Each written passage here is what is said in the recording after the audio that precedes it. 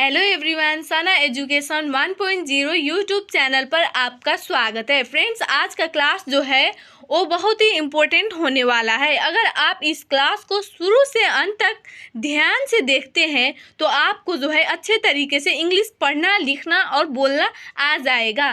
तो आज का क्लास जो है ध्यान से देखिएगा। आज के क्लास में जो है मैं बिल्कुल जीरो से बेसिक चीज़ें सिखाने वाली हूँ, जिनमें से कि स्वर वन और उसका इंग्लिश और उसका मात्रा, उसके बाद जो है व्यंजन वर्ण इंग्लिश में है। यानी कि आपको इस क्लास में जो है जो रटने की कुछ नहीं है, केवल आपको देखना है। आप कभी भी पढ़े लिखे नहीं हैं, बिल्कुल भी स्टार्टिंग से शुरू किया है तो इस क्लास को ज़रूर देखिएगा लास्ट तक, क्योंकि ये क्लास बेसिक क्लास है और इसके बिना आप कुछ भी आगे पढ़ लिख नहीं सकते हैं। तो आज के क्लास में जो है हिंदी का स्वर और हिंदी व्यंजन इंग्लिश में पढ़ना सिखाऊंगी। तो फ्रेंड्स, यदि आप इस चैनल पर नए हैं तो प्लीज़ सब्सक्राइब कर लीजिए और नोटिफिकेशन ऑन करके वीडियो अच्छा लगे तो लाइक कर दीजिएगा।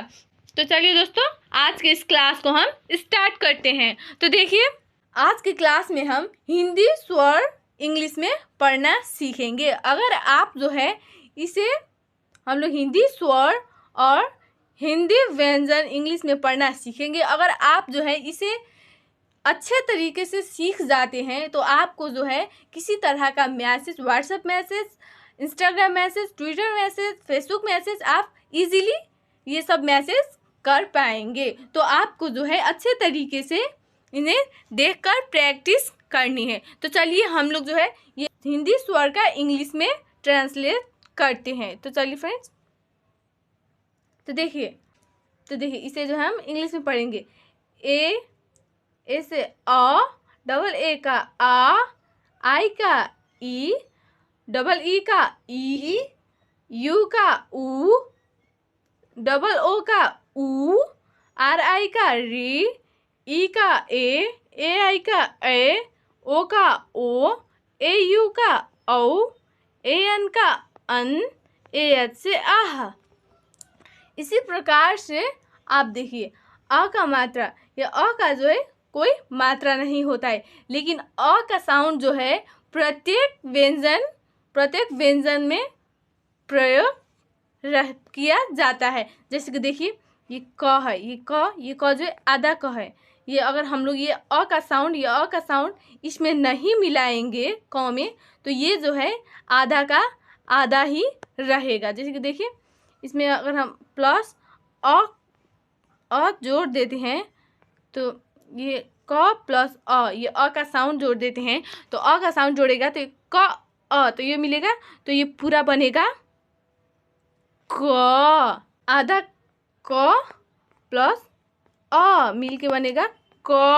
अ का मात्रा नहीं होता है और साउंड जो है प्रत्येक व्यंजन में लगा हुआ रहता है।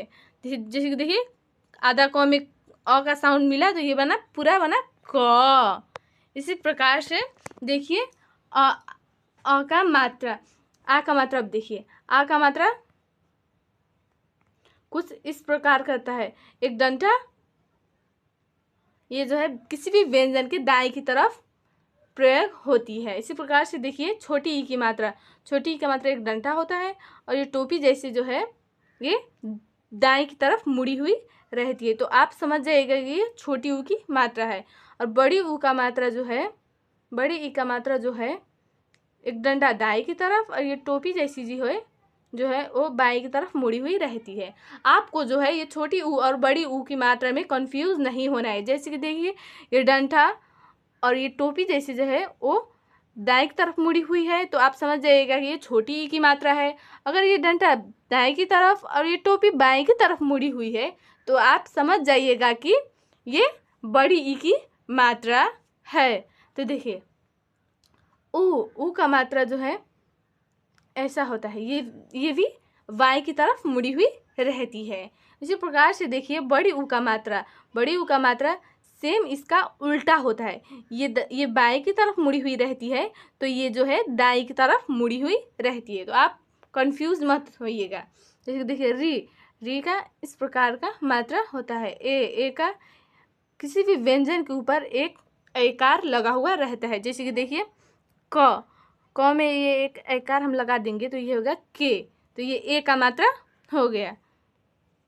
तो देखिए ऐ का सेम उसी तरह इसमें एक एकार है तो इसमें हम डबल एकार लगाएंगे ऐ में, ये भी व्यंजन के ऊपर प्रयोग होती है। देखिए ओ का मात्रा एक डंडा और ऊपर एक एकार या एकले भी हम इसे बोलते हैं।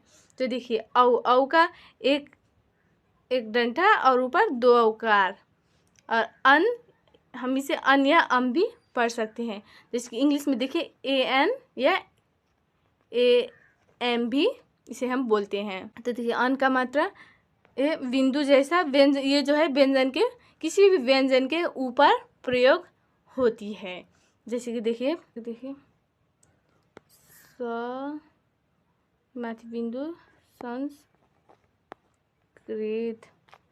ये जो है ये जो है देखिए व्यंजन के ऊपर आ गया तो इससे हम ज़्यादातर हम लोग न का प्रयोग करते थे। देखिए ये हुआ संस्कृत, ये व्यंजन के ऊपर आ गया अन का मात्रा, तो ये होगा संस्कृत। इसी प्रकार से हम इसे उच्चारण करते हैं। तो देखिए आह का जो है कुछ ऐसे होता है, दो बिंदु, ये किसी भी व्यंजन के दाएं की तरफ लगता है।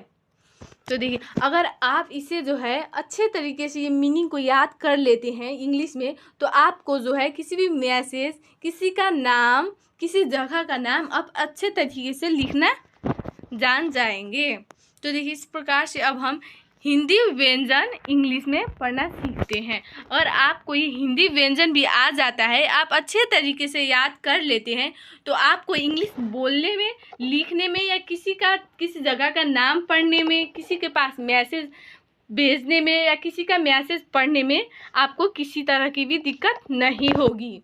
तो चलिए हम हिंदी व्यंजन इंग्लिश में पढ़ना सीखते हैं। तो देखिए के से क, KH से ख, जी से ग, GH से घ, NG से अंग, CH से च, CH से छ, J से ज, JH से झ, YN से य, T से ट, TH से ठ, D से ड, DH से ढ, N से अड़, T से त, TH से थ, D से द, DH से ध, N से न, P से प, PH से फ, B से ब, BH से भ, M से म, Y से य, R से र, L से ल, W से व, SH से तलव्य स, SH से मूर्धन्य स। ये तलव्य स और मूर्धन्य स का जो मीनिंग है वर्ड इंग्लिश में, ये जो है सेम रहेगी। तो देखिए S से स, दंत स, H से ह, KSH से छ, ये छ जो है ये क और क प्लस मूर्धन्य स मिलके जो ये दोनों मिलके बनता है छ। तो देखिए TR से त्र, GY से ज्ञ। तो आपको जो है इसे अच्छे तरीके से याद कर लेनी। अगर आप हिंदी व्यंजन इंग्लिश में ये वर्ड जो है आप अच्छे तरीके से याद कर लेते हैं, तो आपको जो है अच्छे तरीके से किसी का नाम, किसी जगह का नाम लिखना आ जाएगा। जैसे कि देखिए हिंदी में सुमन लिखा है, तो अगर आप ये इंग्लिश वर्ड वगैरह अच्छे तरीके से पढ़ लिए हैं तो देखिए जैसे कि आप जो है इसी तरह ये बाड़ा खड़ी भी पढ़ेंगे तो आपको अच्छे तरीके से समझ में आ जाएगी और अच्छे तरीके से नाम वगैरह लिखना आपको क्लियर आ जाएगी। तो देखिए ऐसे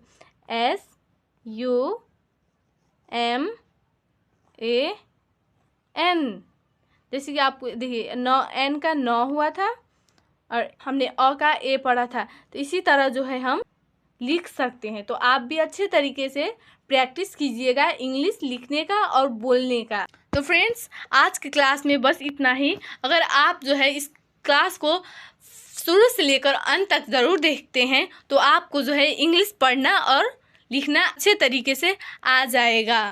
तो चलिए आज के क्लास को हम यहीं एंड करते हैं। तो गाइस, आज का क्लास कैसा लगा है कमेंट बॉक्स में ज़रूर बताइएगा, और आज के इस क्लास को लाइक करके अपने सभी फ्रेंड्स को शेयर कर दीजिए ताकि वे भी घर बैठे इंग्लिश पढ़ना लिखना मेरे क्लास के माध्यम से आसानी से सीख जाए। तो फ्रेंड्स, आप जो है अभी तक हमारे चैनल के साथ नहीं जुड़े हैं तो मेरे चैनल को सब्सक्राइब करके बेल आइकन को प्रेस कर लीजिए ताकि मैं जब भी इस प्रकार का क्लास कराऊं सबसे पहले आपके मोबाइल स्क्रीन पर डायरेक्ट नोटिफिकेशन मिलता रहे। तो फ्रेंड्स, फिर मिलते हैं नेक्स्ट क्लास में।